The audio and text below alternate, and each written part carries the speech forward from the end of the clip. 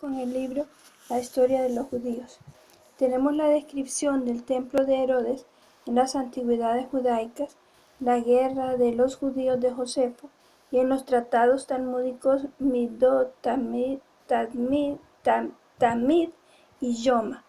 Estos materiales han sido completados por la arqueología reciente.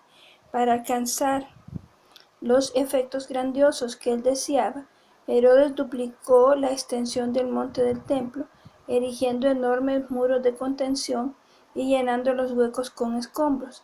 Alrededor del amplio patio delantero creado de ese modo, erigió pórticos y los unió con puentes a la ciudad alta. El santuario sobre un extremo de la plataforma estaba a mucha mayor altura y era más ancho que el de Salomón, 100 codos en lugar de 60. Pero como Herodes no pertenecía a una familia sacerdotal y por lo tanto no podía entrar ni siquiera en el patio interior, gastó poco en el interior y en el Santa Santorum, aunque revestido de oro en un lugar austero. En cambio, se gastó muchísimo dinero en el exterior. Las puertas, los accesorios y los adornos estaban recubiertos de láminas de oro y plata. Josefo dice que la piedra era excepcionalmente blanca y el resplandor de la piedra y los destellos del oro que se reflejaban a muchos kilómetros de distancia cuando les daba el sol fueron la causa de que el templo impresionara tanto a los viajeros que por primera vez lo veían desde lejos. La prodigiosa plataforma, con una extensión de 14 hectáreas y 1,5 kilómetros de perímetro, tenía doble altura de lo que se ve ahora desde el fondo del valle, pues las hileras inferiores de grandes bloques de piedra eran cubiertas por los desechos de siglos. Josefo dice que algunos de estos bloques tenían 45 codos de longitud, 10 de altura y 6 de ancho, y que el acabado fue obra de artesanos importados de nivel excepcionalmente elevado. Los 13 metros superiores de la plataforma cubrían corredores abovedados. Sobre estos, en la plataforma misma, se hallaban los claustros con centenares de columnas corintias de 9 metros de altura y tan gruesas, dice Josefo, que 3 hombres con los brazos extendidos apenas podían abarcarlas. Asegura que el edificio era tan alto que uno se mareaba cuando miraba hacia abajo desde los claustros. Los peregrinos de Palestina entera y la diáspora, que afluían a la ciudad por centenares de miles en las grandes festividades, ascendían de la ciudad a la plataforma siguiendo una amplia escalinata y atravesando el puente principal. El patio exterior, al abrigo de las murallas, estaba abierto a todos, y en sus puertas y claustros los cambistas de dinero canjeaban monedas de todo el mundo por los siglos santos usados para pagar la tasa del templo. Estos hombres fueron los que provocaron la furia de Jesús, y también se vendían palomas para los sacrificios. Un muro y una entrada mostraban advertencias en griego y latín talladas en la piedra que prohibían a los que no eran judíos continuar avanzando, so pena de muerte. Esa muralla cercaba el patio de las mujeres con rincones excepcionales para los nazarenos y los leprosos, y aún más adentro estaba el patio de los israelitas para los judíos varones.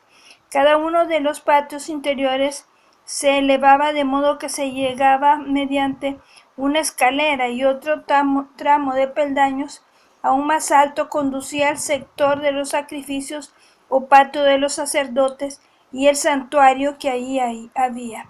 Muchos miles de sacerdotes, levitas, escribas y judíos piadosos trabajaban en el área del templo y sus alrededores.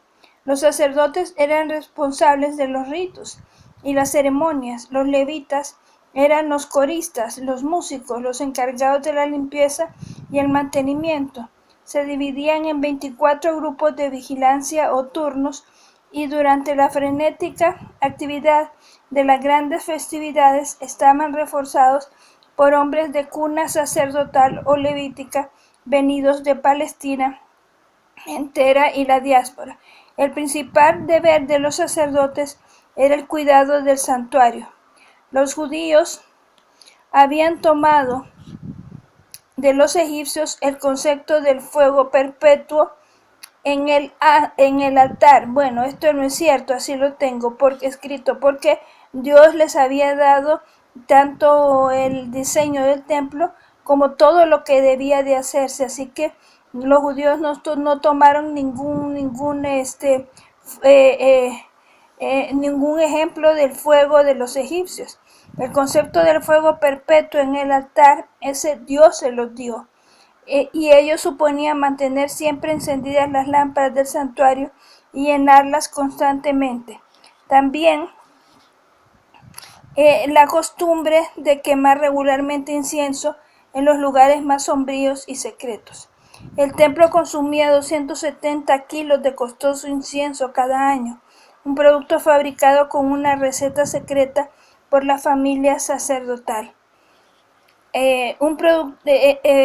La familia sacerdotal abtina, cuyas mujeres tenían prohibido usar perfume para evitar las acusaciones de corrupción. En realidad se fabricaba con conchas marinas molidas, sal de Sodoma, un ciclamen especial, mirra, resina de goma de alcanfor, olíbano, resina de goma de terrevino, canela, casia, aceite vegetal, azafrán, bálsamo de resina y una misteriosa sustancia llamada Ma'ala Asham, que hacía que el humo se elevase de un modo impresionante. También se realizaban los sacrificios normales, donde 2 corderos al alba diariamente y otros 2 al atardecer, y en cada ceremonia intervenían 13 sacerdotes. Por supuesto, los judíos varones comunes no podían entrar en el santuario, pero durante el servicio se mantenían abiertas las puertas de modo que pudiesen ver. Cada servicio concluía con una libación ritual de vino, la lectura de las escrituras y el canto de himnos y salmos. Los coristas cantaban acompañados por una orquesta formado por una flauta doble, un arpa de 12 cuerdas, una lira de 10 cuerdas y timbales de bronce, y la trompeta de plata y el chofar o cuerno de morueco se utilizaban para marcar las etapas de la liturgia.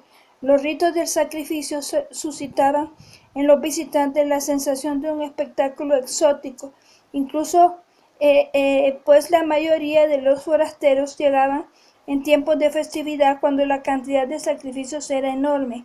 En tales ocasiones el templo interior era un lugar sobrecogedor.